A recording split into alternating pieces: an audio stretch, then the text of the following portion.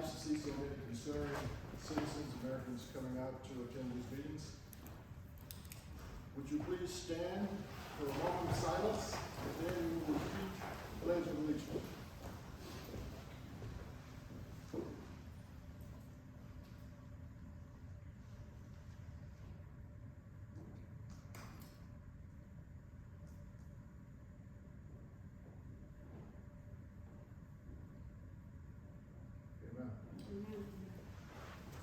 Please face the flag and place your hand over your heart.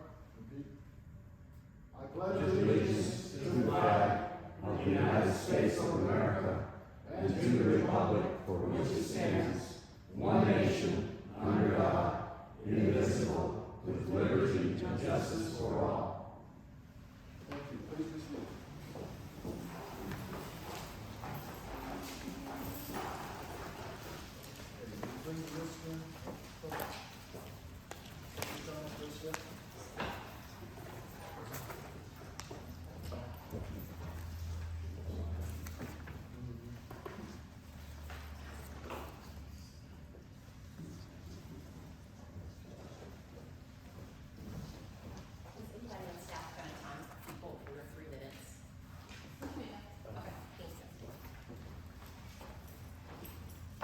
First on the agenda,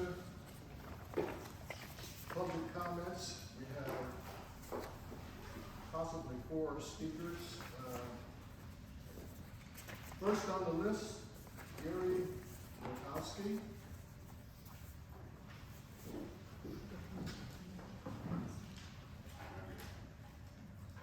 Hi, my name is Gary Wachowski. I'm here as counsel for the Prince William County Republican Committee.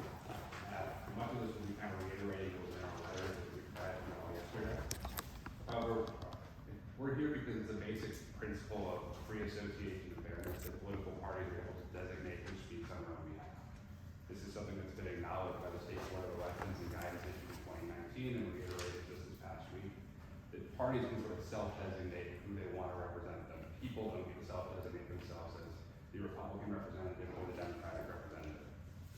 Now this is important because, as many of you all expect, know under Virginia law, assistant chiefs and chiefs of election officers are supposed to be from different parties.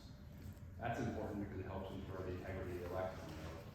A Republican doesn't have to worry what's happening if there's a Republican there watching over the Democrat's shoulder. A Democrat doesn't have to worry about what's happening in the election if they're there to watch over the Republican's shoulder. That's our two-man system to preserve the integrity of the system.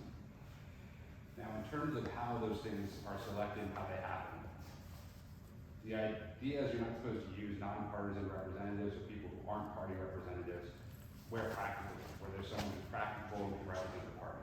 In 2006, the Attorney General at the time issued a legal opinion defining that law and interpreting that. It defined practicable as feasible. So where possible, you need to use party representatives. They further indicated in that opinion that you can only go to nonpartisan representatives where party representatives aren't available. So where there is a party representative who can speak on behalf of the party and serve as their representative, they need to be that person who's coming in and who's representing the party. It can't be someone else who self-designates as a Republican or a Democrat, whether they may or may not be. It can't be someone else who's a nonpartisan representative if there's a person there who can speak on behalf of the party. That's kind of what the law requires at 24.2-1115. That's what the Virginia Constitution requires.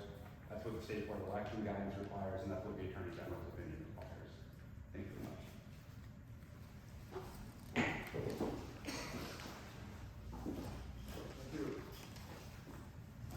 Next on the list, we have Mr. Denny Dowdy. Thank you, Mr. Chairman. I want to emphasize at the beginning that this is not a contention between the Republican and Democrat parties for advantage. I am not challenging a single Democrat representative, except to the extent that they are appointed to serve alongside one another as chief and assistant chief in the same precincts. In fact, I'm advocating that there be more representatives of both parties, where the registrar is proposing to use non-affiliated persons without having established that representatives of the parties are unavailable. That is the first and most important concern here, is that you not inappropriately use unaffiliated persons. Secondly, that we use We don't have two members of the same party as a chief and assistant chief. That can only occur if it's not practical to observe the requirement of one of each. And it's certainly practical when we have 16 Republicans currently proposed for those 20 slots and 24 Democrats. A switch of 4 will make that fully practicable. And lastly, the point that my counsel first made, which is the right of parties to designate their own representatives. I know you probably were not aware, as I was not aware, that ELECT had addressed this issue head on in 2019. But we have a situation where there are 16 members of supposed representatives of my party whose voting history indicates that they prefer to choose the nominees of the other party. And we're not talking about just once or twice. I'm talking about people who've done this 3, 6, 9 times. And that is objectionable. Again, you received communication on that subject jointly from the chairman of the Democrat Party in the county and myself. Our interests are aligned here. The parties play a very important role under Virginia law, and we're ready and anxious to play it. Thank you. Well, and I would like to clarify, if I might, the registrar has expressed concern that we were contacting people about assignments. We contacted people because I had the opportunity under Virginia law to nominate people when the registrar indicated an intention to use unaffiliated persons. I felt the need to contact those people and find out that they were willing for me to nominate them. I was very clear as we could be with them that we were seeking to nominate them, that the decisions would be made by the Elections Office and by this board. Thank you.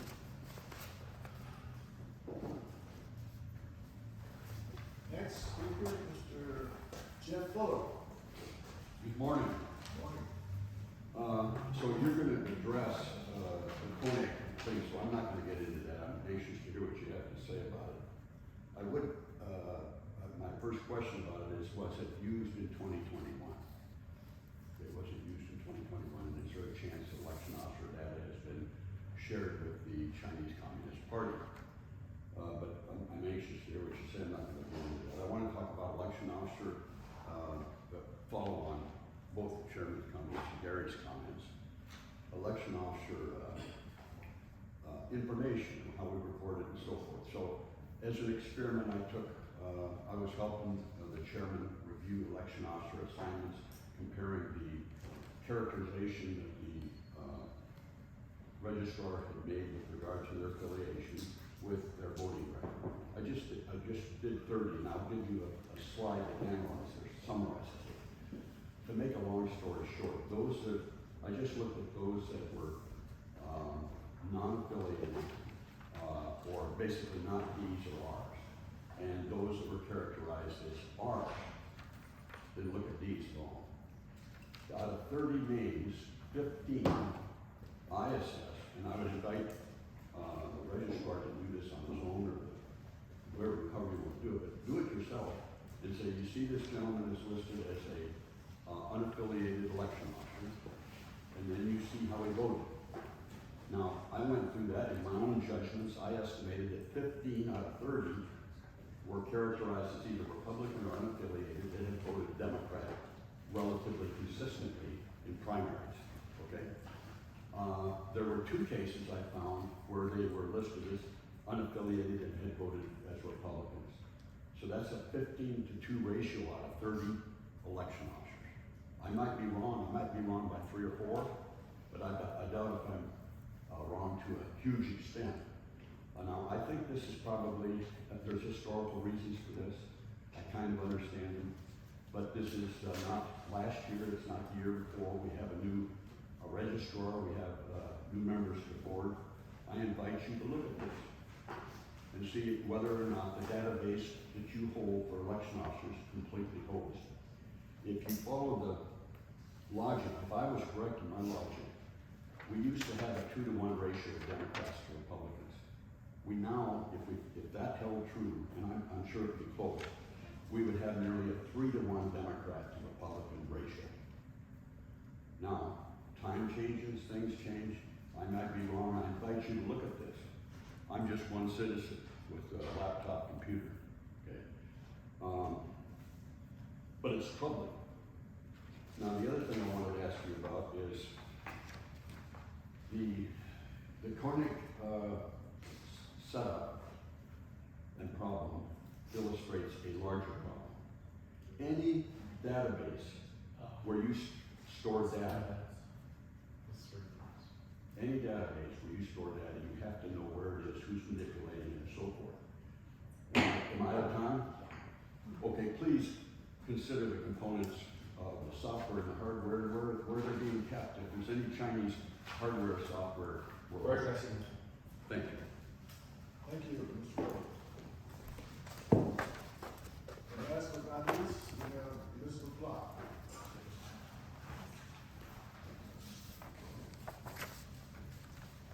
Good morning.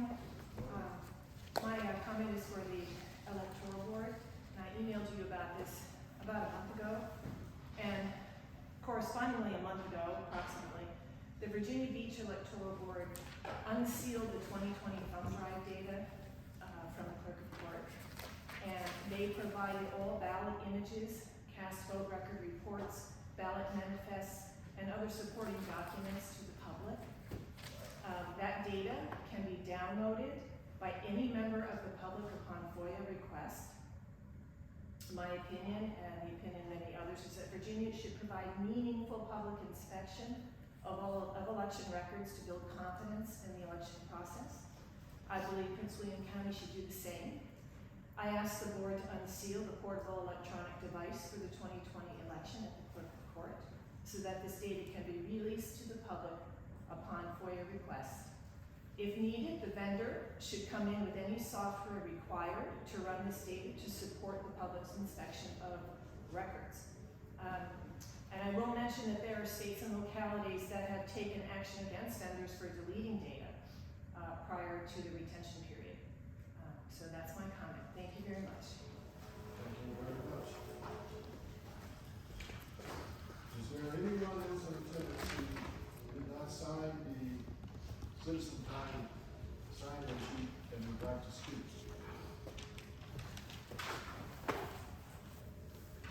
I see there's none. We'll pass these over and his names can be added to the minutes of next meeting.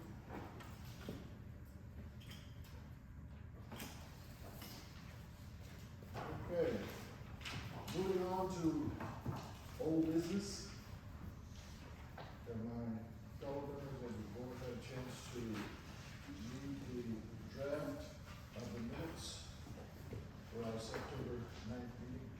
Yes, I move that we adopt the minutes from September. Second. All in favor? Aye. Aye, unanimous. We have one you want us to sign.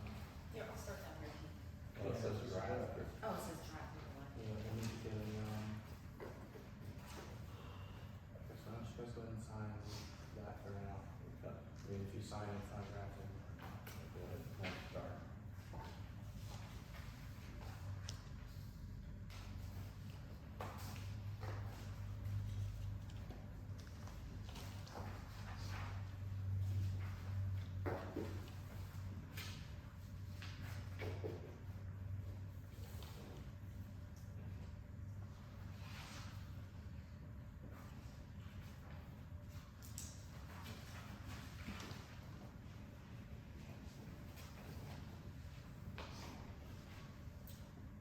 Okay. That brings us up to new business. And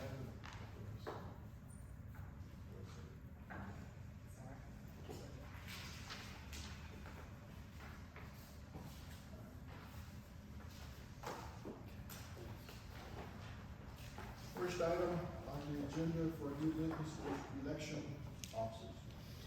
Election officers, all right.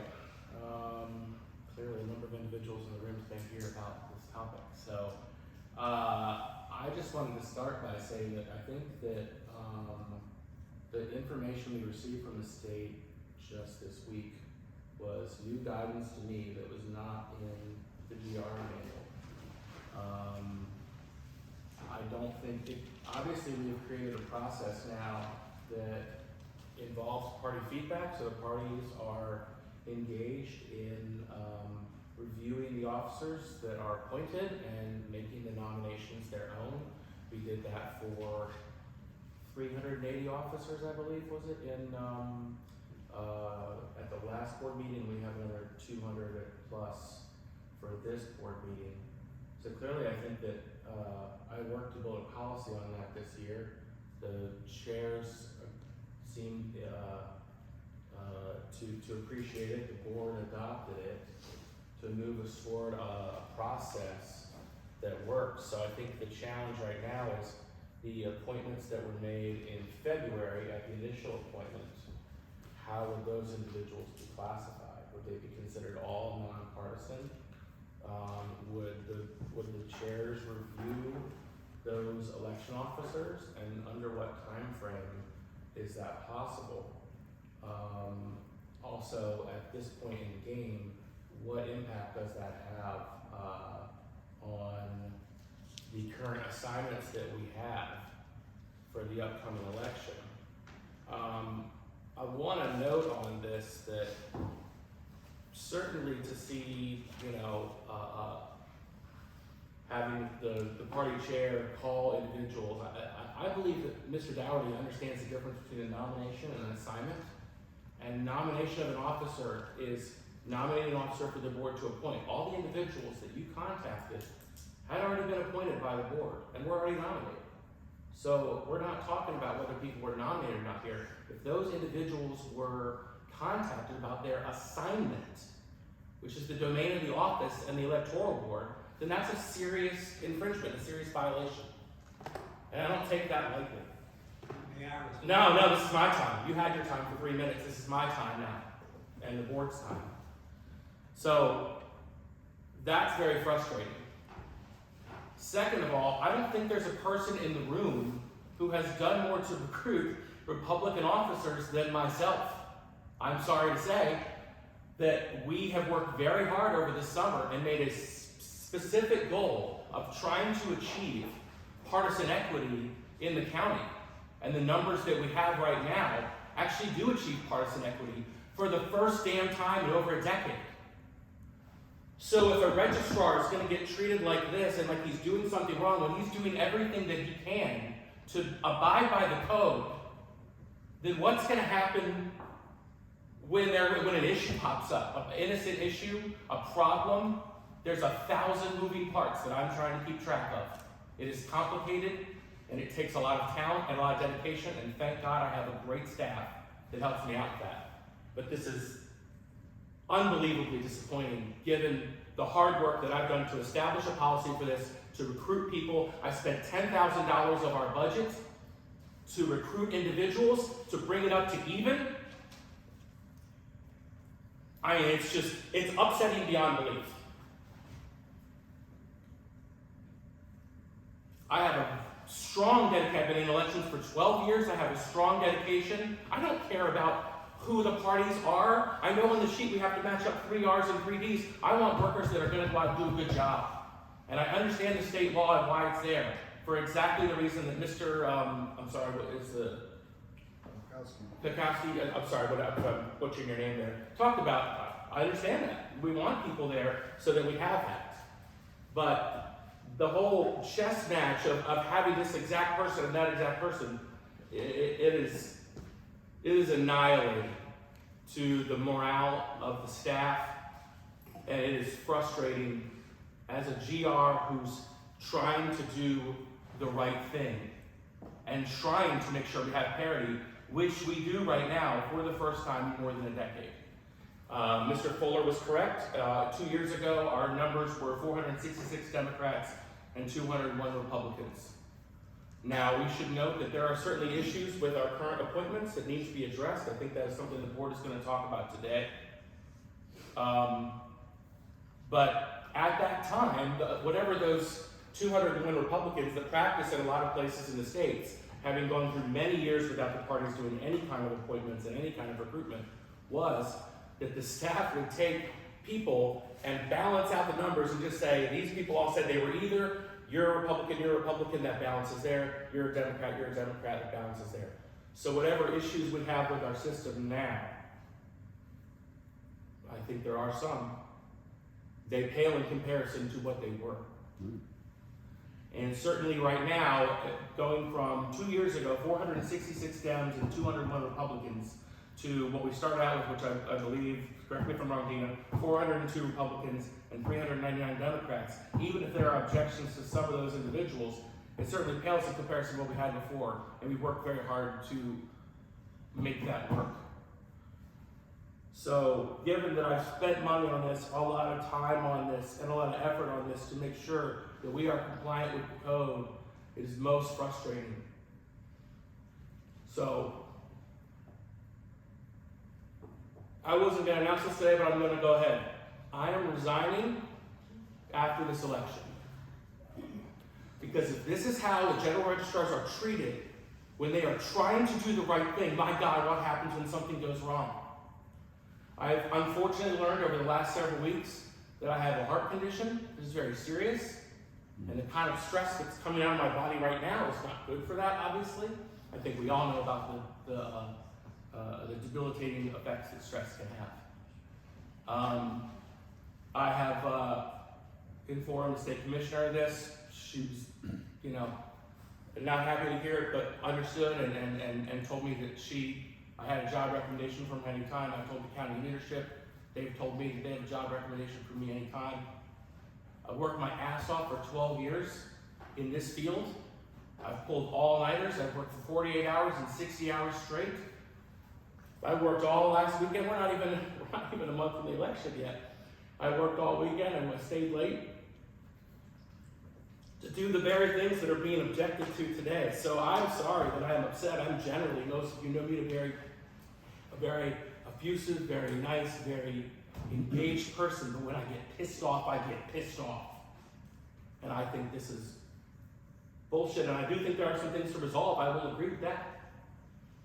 But contacting officers and telling them where their assignments are, I've never seen that in 12 years. And that's interfering with our ability to do the election. And that is partisan injection into nonpartisan officers who take an oath to go out to the polling place and do their job, regardless of what the goddamn little letter is after their name. So if you want to sue me, go ahead. I've certainly gone through many lawsuits over this past year, and I have certainly demonstrated a strong commitment to equity in partisanship in our polls and achieved it. I've saved the county $500,000. We've reorganized our things. We've done so many things for this year. And this kind of pressure that you're putting on election officials, it's going to have a negative effect overall. If you're worried about what the partisan bend is at the precincts, it's going to have a negative effect on a lot of officials right now that are suffering out there. And I feel terrible to have to leave, and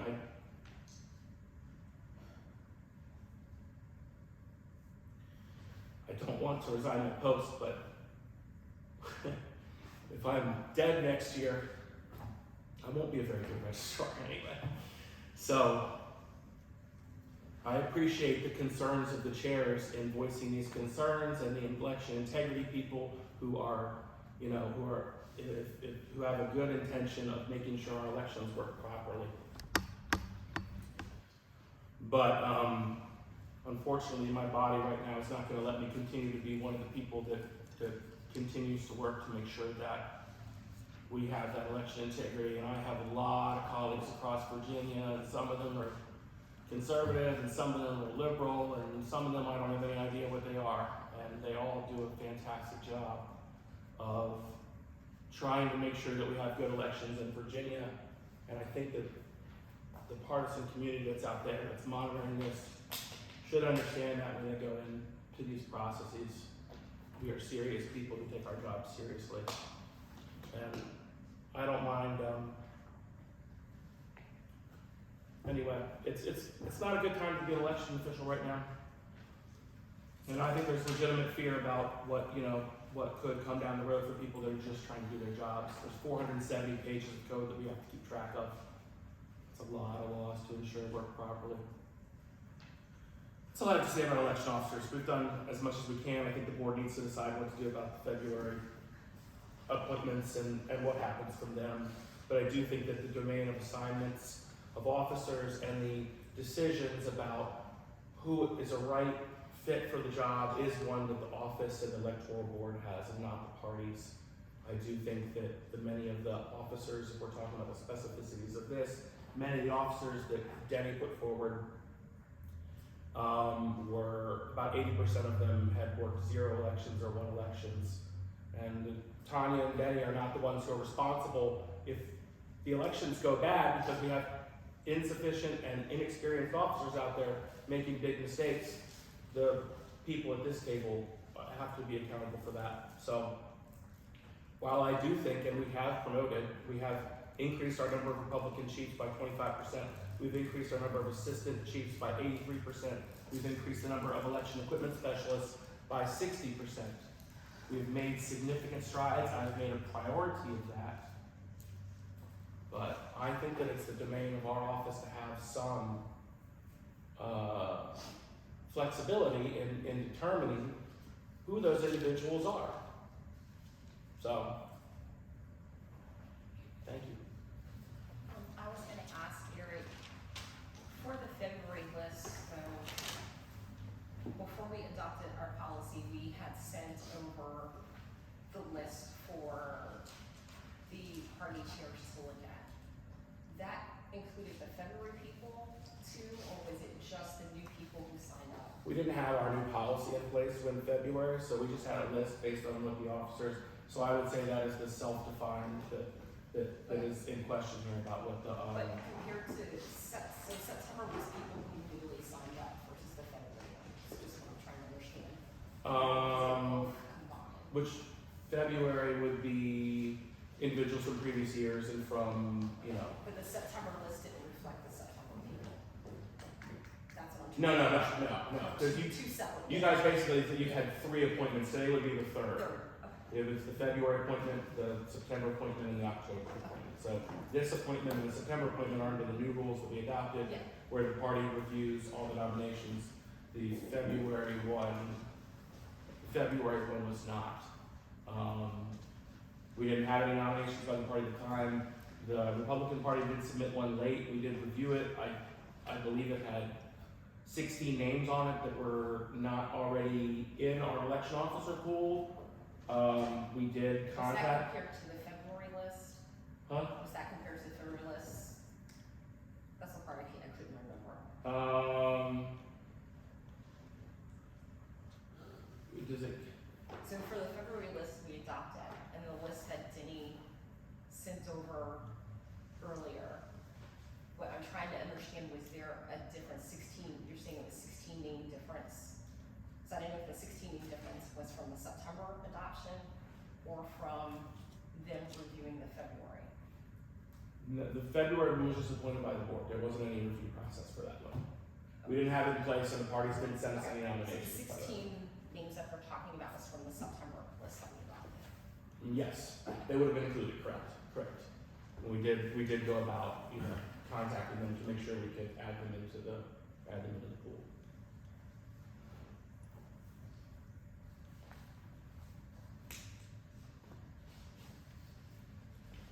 So we have a list of new people that are eligible to be appointed today. Have the parties reviewed? I understand that the Republicans have reviewed, the Democrats. Any objection to these people? Yeah. The Republican changes, there were not many that were sent in, are in there.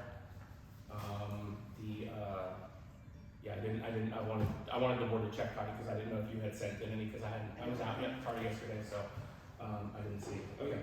We objected to 3 Republicans, 2 of them, because we couldn't find the information. Yeah. And one because of their voting history. We had asked for the opportunity to be served by 6 of those who were listed as nominees. That's, Have substantial satisfaction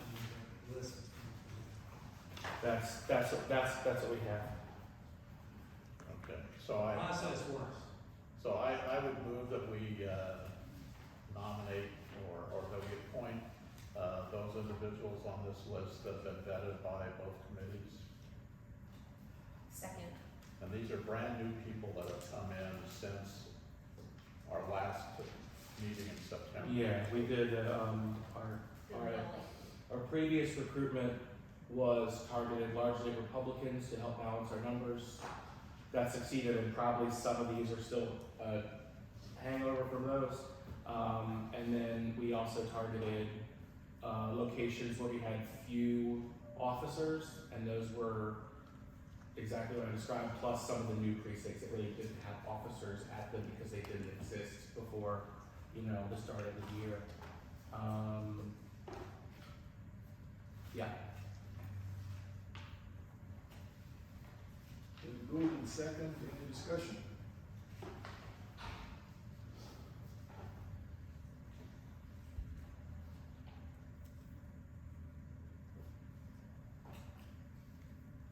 That's the, Is our changes are, Yeah. noted in the document that you have. Yeah, they are. I have six nonpartisans requested to be Republican representative, and three Republicans that are requested to be redefined as nonpartisan. I understand there were 40 additional applications that were received after the list was compiled. We did not have a chance to review those. Yeah. You guys want to finish? We need to finish our motion. Yeah. We can't take it from the floor. wait a question? Yep. All in favor? Aye. Aye. Okay, unanimously approved. Per the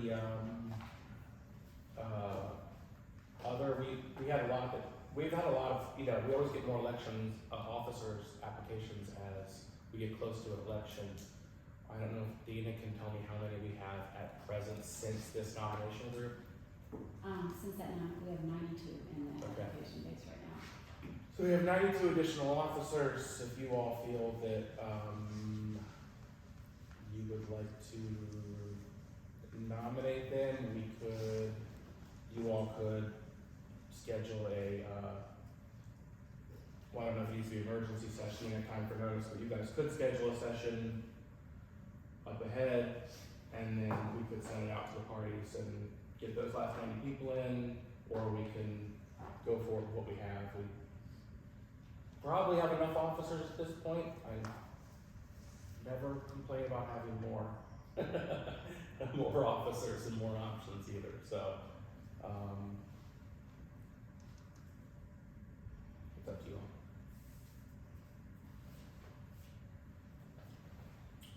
So 92 additional, we have enough officers right now. And if somebody doesn't call in, we have people to substitute for them, for backup. Well, we have more than we need right now. Okay. How many more? Dina, do you wanna speak to that? We have a couple hundred. But the parity may be a little, difficult at our town. They're not willing to drive across, county. But the process for the 92 is not quite turnkey. We have to email them, they have to respond, and then we have to approve them. So Yeah, there's a process, it's like a 15-piece process, so it's not guaranteed that those 92 will be automatically in the pool at the time of need.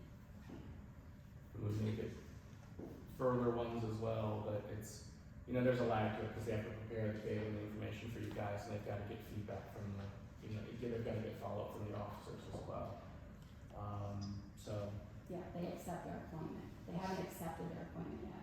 They've only placed an application. So there's a back and forth. Wait, can you, board members go through sometime to?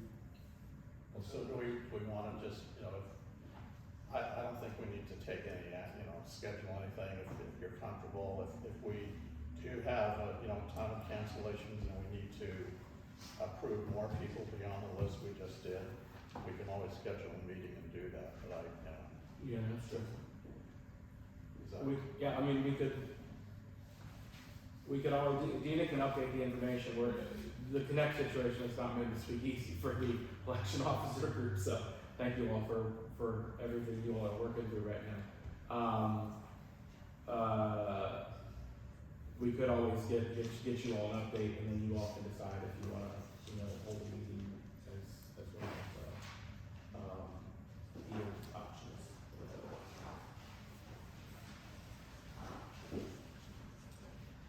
So we go ahead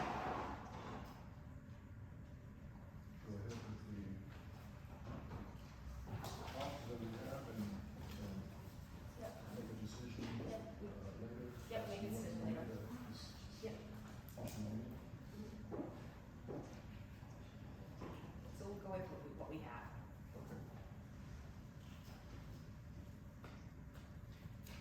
Anything else to be said on election officers? Yeah, Mr. Chairman. So, the process of nominating and making appointments of election officers has been, an ongoing challenge for the Office of Elections, I think frankly, almost every elections office across Virginia. Because the code said, that has these rules about we need to have parity in the number of Democrats and Republicans. And to the extent practicable, we need to have a chief and assistant chief of different parties. But we don't have partisan registration in Virginia, and everyone knows that. So how does the elections office determine whether someone wants to represent the Democrats or the Republicans? So I've been on the board 15 years, and until this year, when the Republicans submitted after the deadline a list of officers designating them, and only 16 of them were brand new people who already weren't in our database, neither party has ever submitted a list of officers to be appointed. Neither party. And last year, so now this is the second year in a row, the Republican committee has come to this board demanding that we replace an experienced election officer, regardless of whether they're nonpartisan, Democrat or Republican, with someone who's never worked an election. And that's what the Republican committee is asking us to do. We have people who have worked numerous elections, who have experience, who've been trained, who volunteered to become a chief or assistant chief. And the committee is asking us to say, well, no, that's not good enough. We want to appoint a Republican who's never worked an election. And there's no problem. We can train them before the election. Anyone who's been involved in this process knows how difficult it is to recruit people to be chief and assistant chief. And this year, in addition to the regular problems, we're adding 10 brand new precincts where we had to recruit someone to be a chief and assistant chief. And Eric stated very well the progress and the effort that this office has made. And it's an effort that Pam and I both supported because we understand the need for parity. But the thing that underlies all of this is the phrase, if practicable.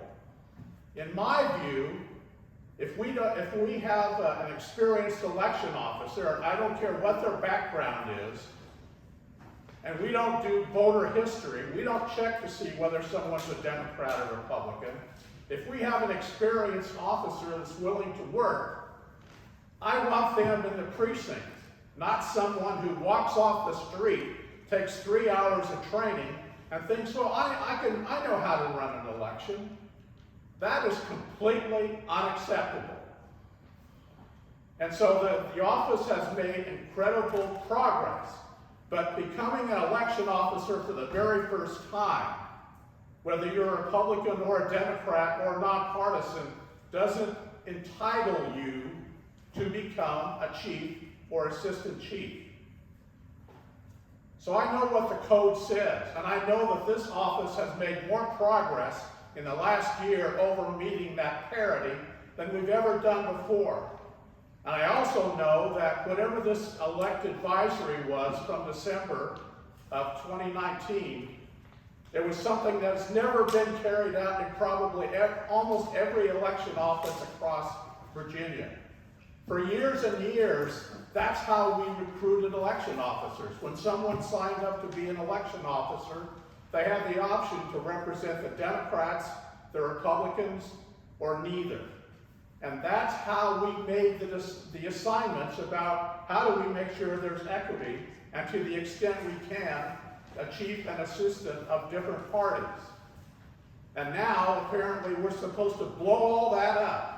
And we can't rely on anybody's past history or their own self-identification. We're supposed to wait for the parties to make nominations. If we were to use the list of election officers that were submitted late, and more recently by the Republican Committee, we could staff maybe 5 precincts. That's the total number of new officers that have been nominated by the Republican Committee. So we face the choice. What do we do if neither party submits the list of enough names that we need to run an election? So what do? We fill it based on the people who've had experience, who have stepped up to the plate, have taken the training, have indicated a willingness to work in and out after elections. We don't put a brand new person in charge of a precinct. So What did you put in this water?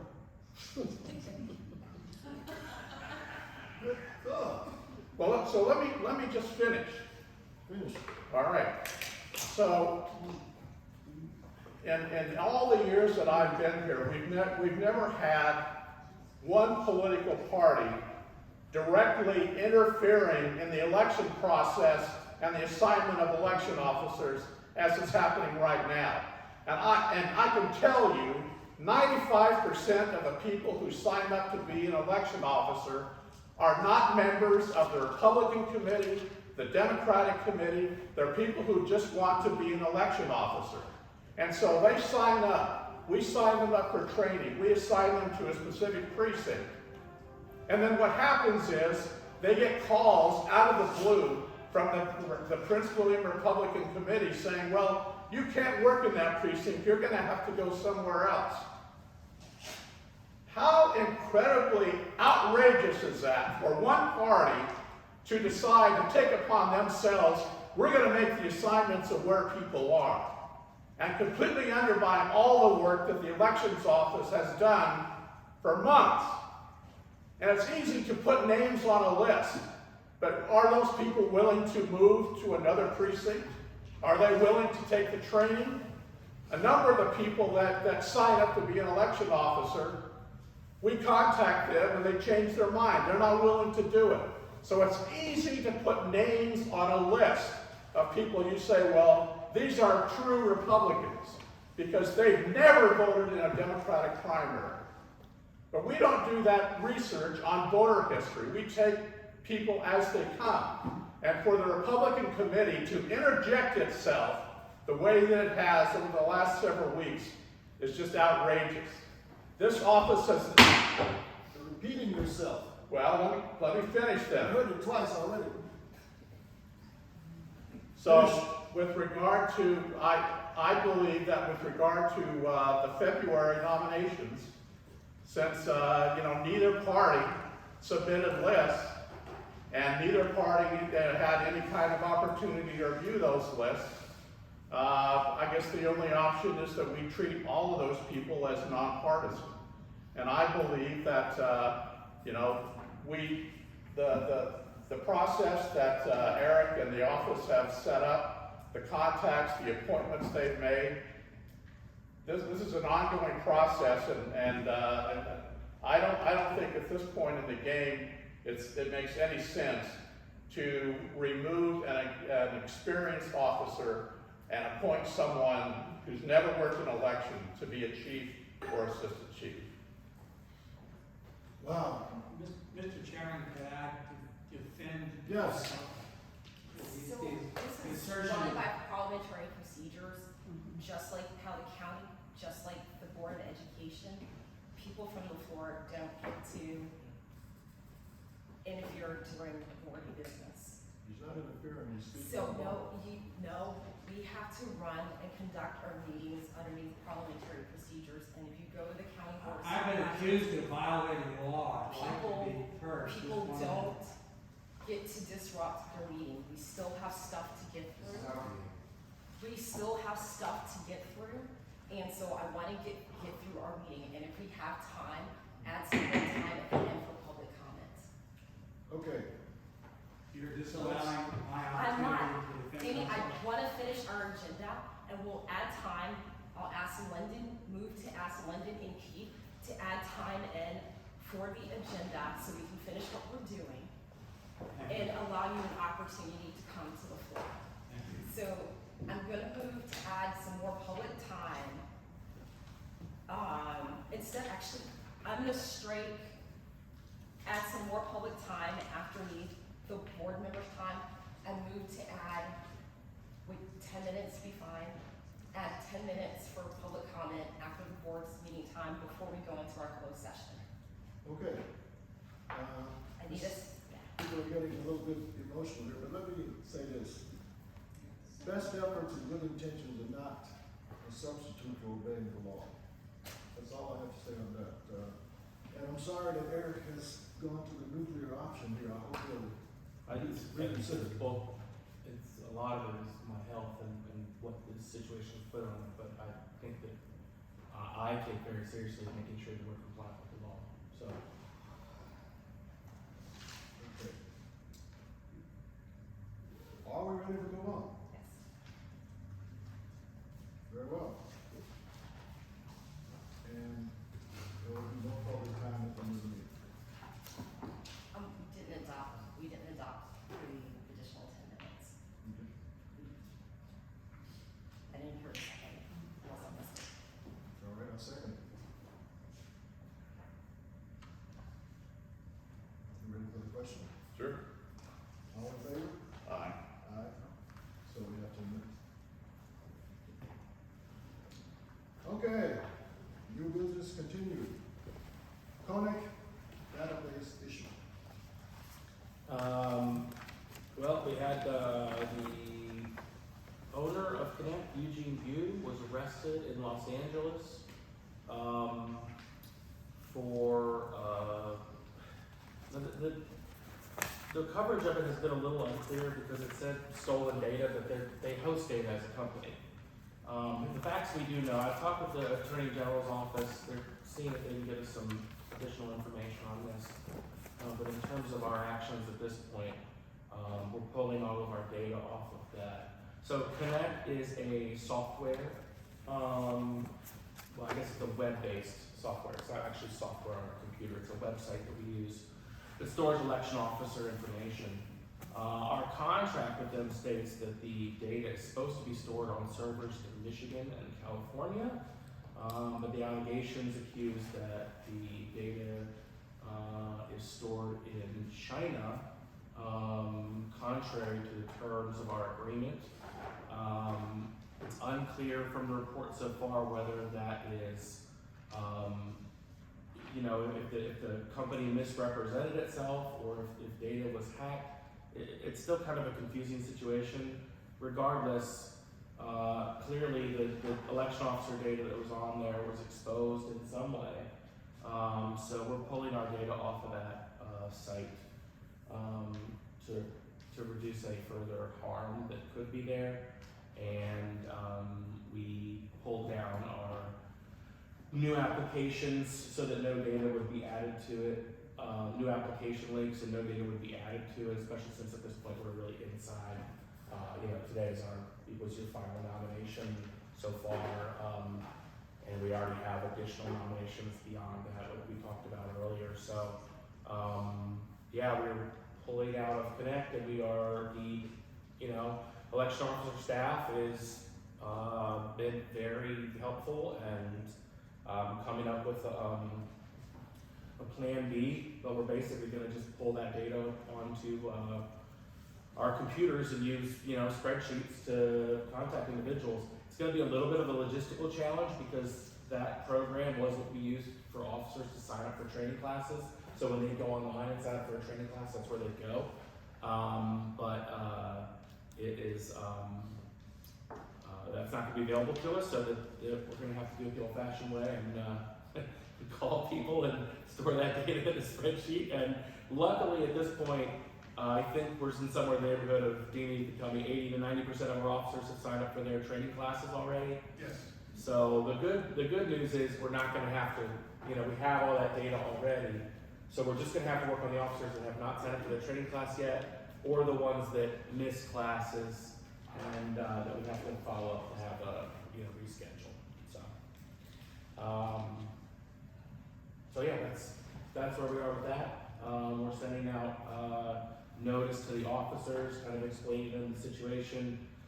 We've just been trying the last couple of days to gather more details on that, so we know what to share with them, because the details provided in the arrests were pretty limited outside of, we know that there was data. So. You guys have any questions or anything? And officers training starts next week, if I remember correctly. Yes. Wednesday, Tommy? Yes, please. Wednesday is our first training class next week. Where's it gonna be? That one is at, what's the fire hall? Buck Hall? Yes, sir. Yeah. I'll locate it at Buck Hall.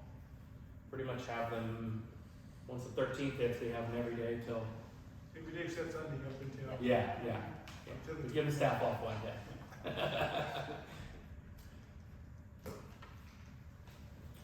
Okay, anything else on comment, Pat? Keith, no? Okay, let's move on to information requests.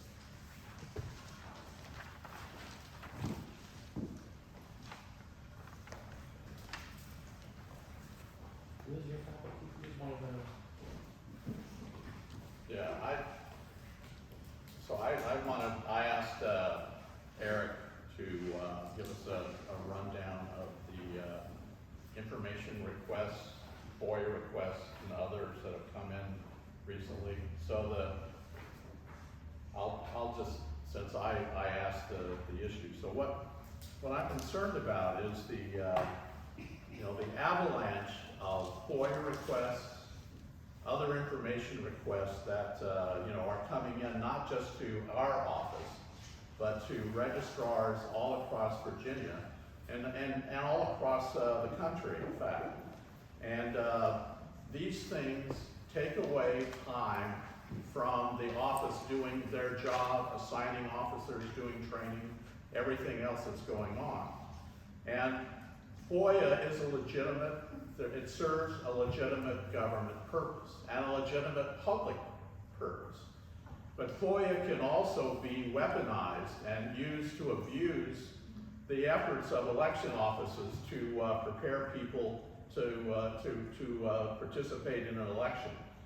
I would ask that, or I would move that there are 2 articles that have appeared recently about this issue of the flooding of FOIA requests, information requests.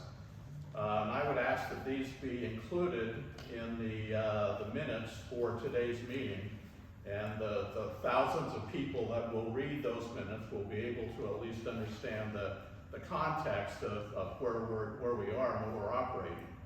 So the first is an article from the Washington Post, September 11th, 2022. Trump backers flood election offices with requests as 2022 vote nears. And this is an article about the huge increase of FOIA requests and other requests that have bombarded offices all around the country. The second article is from the Loudoun Times, September 19, 2022. The title is "Loudoun County Slammed with Unprecedented FOIA Requests for 2020 Election Process." And I want to read again. For 2020, election process. And in this article, Eric is quoted as saying that his office has received probably 10 times as many FOIA requests and general requests for information as we normally would in an election. So what I'm concerned about,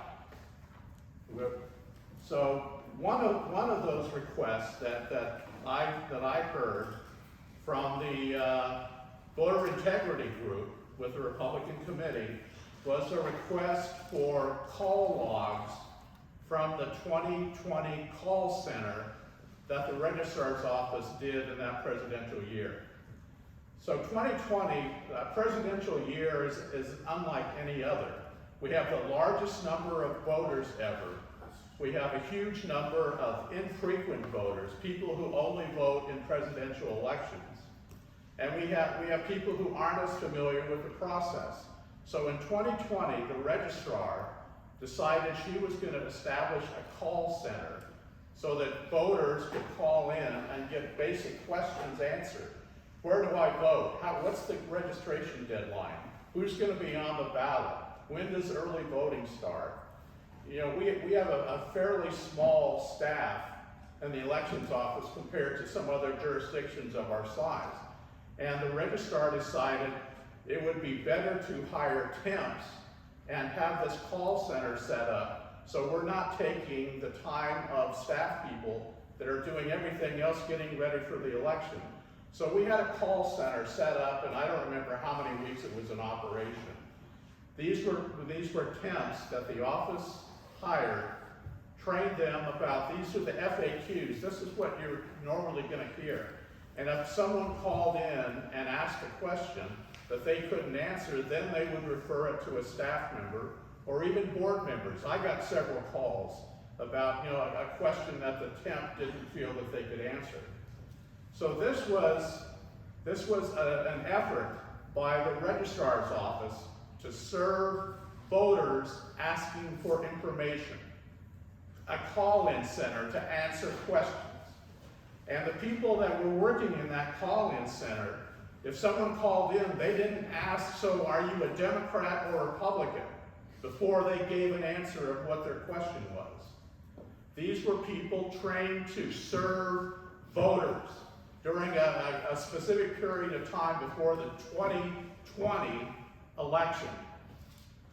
So I ask anyone to explain to me how the call log of people incoming and outgoing calls from that call center in 2020, how did that have any impact at all on the results or the turnout in the November election in 2020? This is an example of the kind of irrational requests that are being made by one side in this process. And it's an abuse of, so 2020 was the most litigated, investigated, recounted election, presidential election in our history. There were more than 60 lawsuits brought by Trump people in state courts, in federal courts, all over the country. And not a single case found any evidence of substantial voter fraud. They were all dismissed, and in many cases they were dismissed by judges who were appointed by the former president. So to continue this run down the rabbit hole to find fraud and to undo the 2020 election is just irrational to me. We have an election every year in Virginia, and the office is trying to get ready for the election this year, but we have people still fighting the battles from 2 years ago. I just am concerned that there's an effort by one side to use the FOIA process to gum up the works.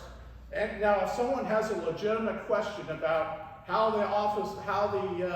the machines are programmed, where the ballots are printed, the process, all those are legitimate questions about this election. But to demand that our people, the working people in the Office of Elections spend their time going back to 2020 to somehow prove that calls coming into a call center somehow violated and caused fraud is irrational to me. The governor of Virginia has stated he doesn't see any evidence of fraud in Virginia to impact the election. The Attorney General of Virginia has said he hasn't seen any evidence of substantial voter fraud to affect the outcome of the 2020 presidential election.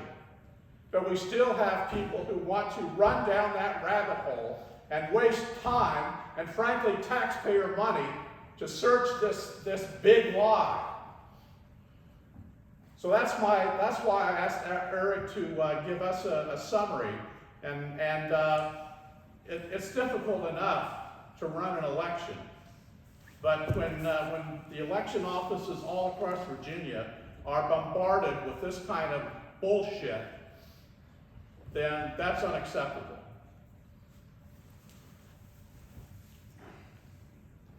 Well, the rundown, I mean, we get a lot of FOIA requests and we answer them, and I mean, in terms of FOIA, it's pretty straightforward. If there's a record, we provide it. And, you know, I know several of the people in the room are people who we've provided information to. We get a lot of them. We get a lot more than we used to.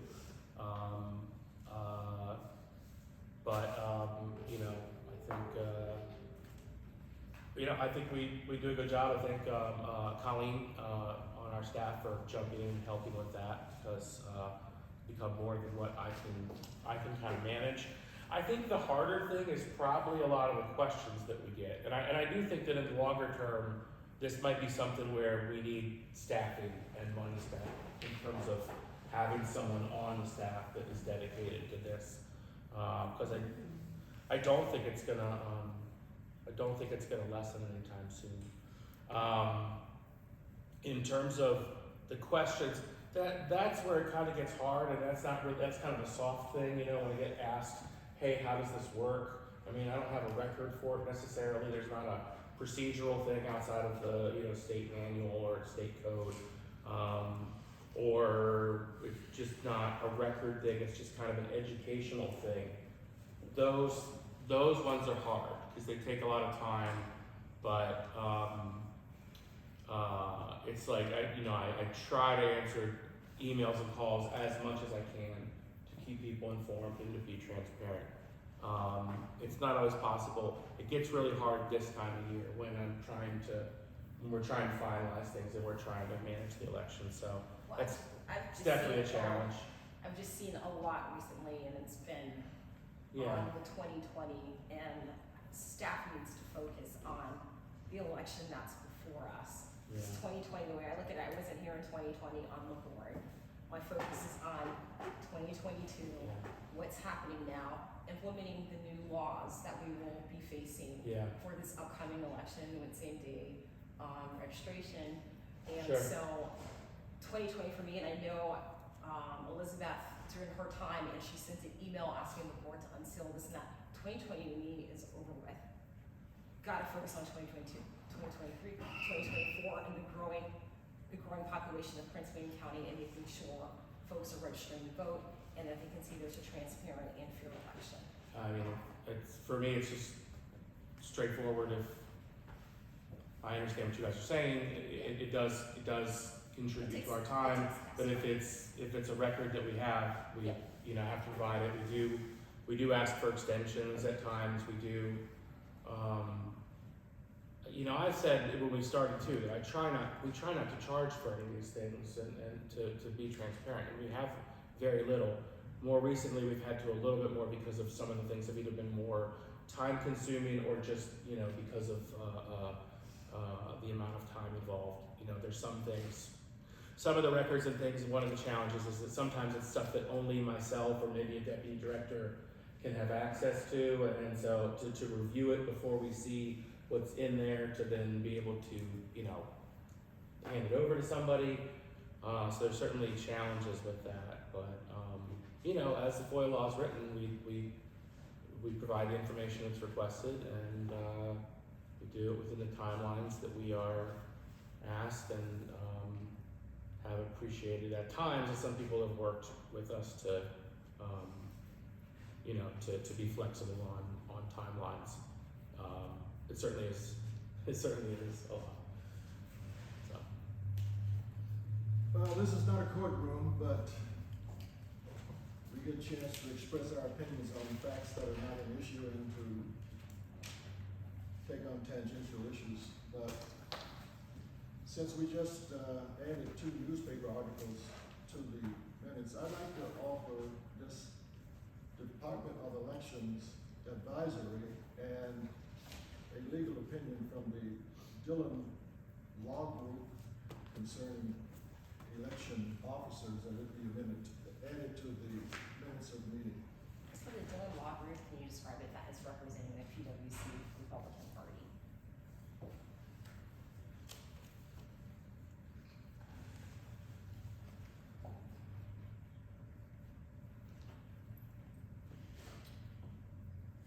Anything else on information? Okay. Board members' time. Pamela? For my board members' time, so we can get to the public comments for the time that we've added, I ask that each of us limit our time to no more than 2 minutes. I want to thank the staff for their continuing dedication, for running our election process. I know it's a lot of pressure, especially in light of how voting is situated in the public right now. And so I'm hoping both parties can work through these difficulties so we can provide the citizens of Prince William with the best election. That's all I ask. Thank you. Keith? No, I think I've said enough. Good. I have nothing to add. Let's move on to something important. Let's move on to the 10 minutes of public.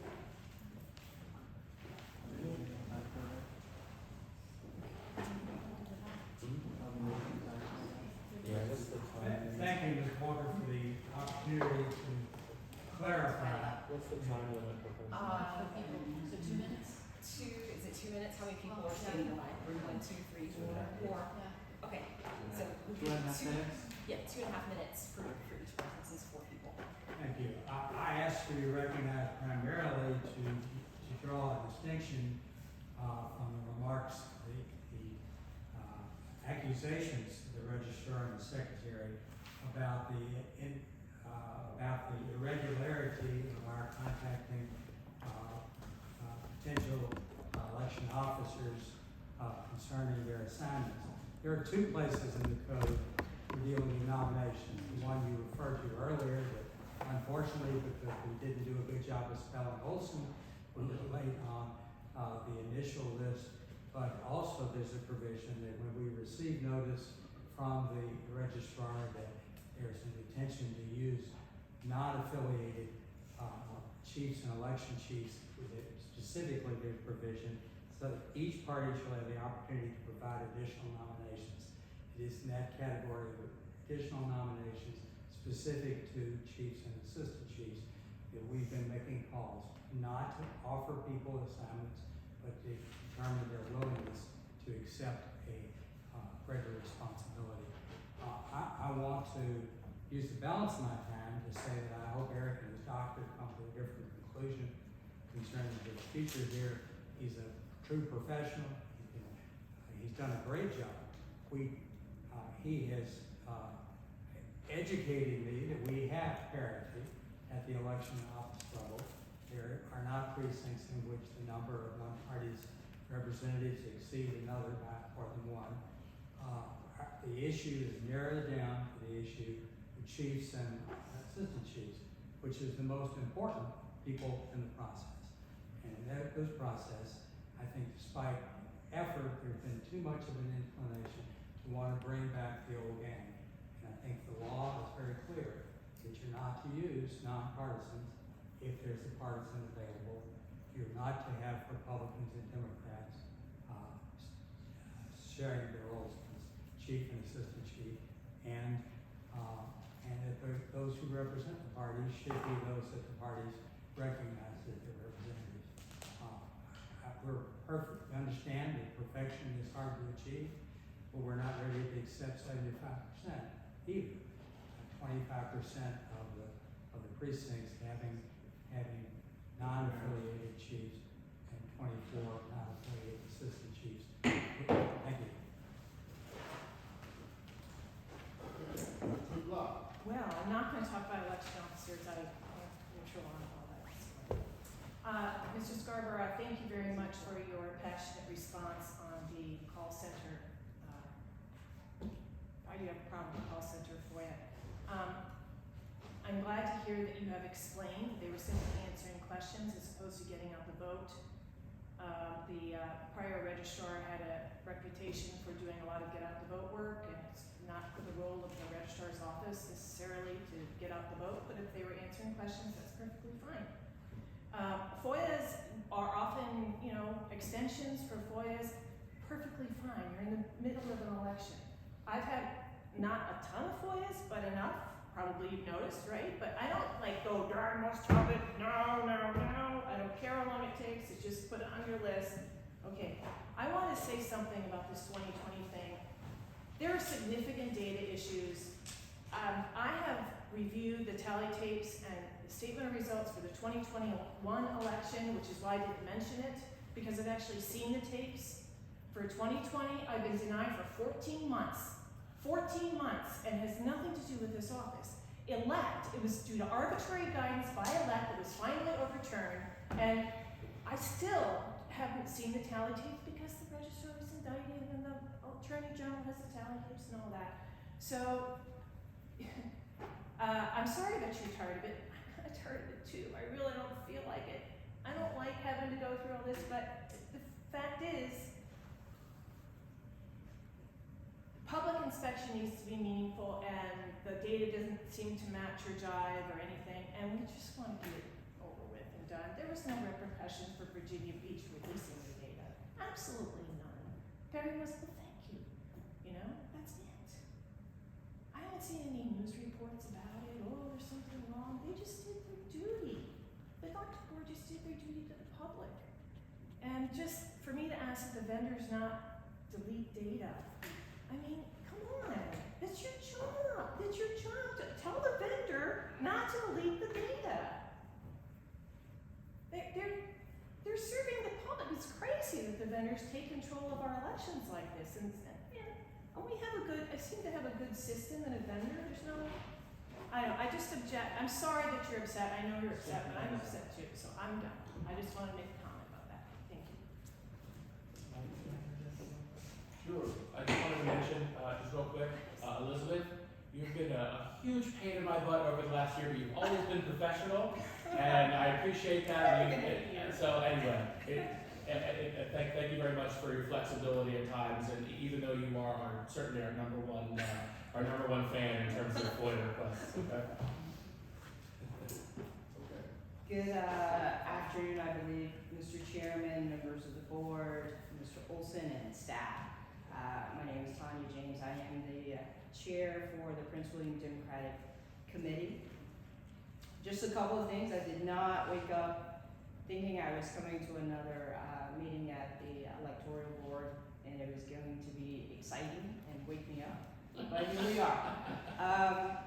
I've been working on behalf of my party in Prince William County and of course throughout the Commonwealth in every election since 2017.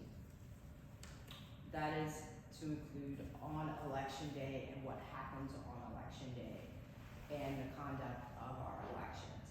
I will say without a doubt that this staff is by far the best staff. I've never had an issue with election officers in any of the precincts here in Prince William County, throughout the Commonwealth. I definitely have had issues with some of those folks, but not here. So I guess I want to say that I don't necessarily agree in the past with the process, because I didn't know the process, didn't know that there was 2019 guidance. Don't know why that wasn't rolled out, but I know I've been the chairs of my party since 2021, and I don't believe the stress should be completely on the office for not recruiting election officers on behalf of the party, because that hasn't been the #1 priority, nor did we ever receive guidance on that, because there's other things that I preferred my members to be doing on election day, and I know that in my time as doing voter recruitment that I do encourage new voters, new registrants to think about doing that work. But just as the Secretary alluded, that's never been something that our party has done. But thank you for your work. Hi, thank you to the board, Mr. Olsen. State your name, please. Yes, of course. My name is John Zabrowski. I'm a resident and citizen of Prince William County. Just a couple of things that came up today. I wasn't planning on speaking, but I've had the privilege of working for the federal government on and off over the last decade, and I've had experience with both China and FOIA, not in the same context, but just when it comes to China, just one thing I think deserves emphasis, and I apologize if this is redundant to what you all know. There really is no such thing as the private sector in China, in the People's Republic of China. It is all government owned, and even under the most benign circumstances, when it's a private company, the Chinese Communist Party has access to everything. It's kind of like the Matrix, basically. If you are not unplugged, you are part of the system. And so as a result, any company that manages data and has any Chinese, even a sliver of Chinese ownership, has access to their data. I just encourage you to remember that. I can provide other information offline another time if it's helpful. Regarding FOIA, having also been on the business end of FOIA, it's a pain. I, however, have discovered that most laws are rarely designed for the convenience of the officials who have to deal with them. And I have some thoughts on things you can do to get information out proactively, and it will probably cut your FOIA load by about 75%. I can be of assistance on either of those two things. I'd love to. Thank you. Thank you.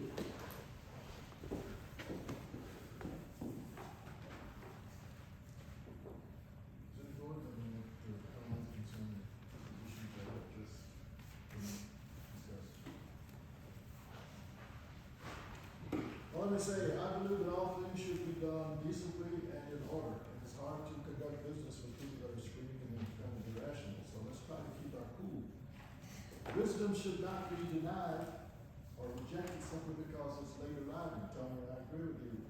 Maybe things were done this way in the past, and we have the old expression that we've always done it this way. But it's not correct. And if it's not according to the law, then there's no reason to continue to do it. I wasn't on the board in February. Pamela wasn't. I think Keith is the only one who was here in February. I was still here. I was here. I got Oh, you were here in February? I thought you said you weren't. No, I wasn't here for 2020. I got appointed last April 2020. So I'm the only rookie on the board, and I still believe that best efforts and good intentions are no substitute for following the law or the guidance that has been handed down by those of us. We're public servants, we do our job, we get a FOIA request, we answer it, simple as that. We don't make excuses when we call, delay it, add order fees to copy and so forth. So let's just try to buckle up and run this race with patience. We're on a marathon here, not a sprint. So let's try to be civil, ladies and gentlemen, and officers of Prince William County. Do we need a closed session Yes, we can. for the purpose of? Yes. Staffing and litigation. I move that the electoral board go into closed session pursuant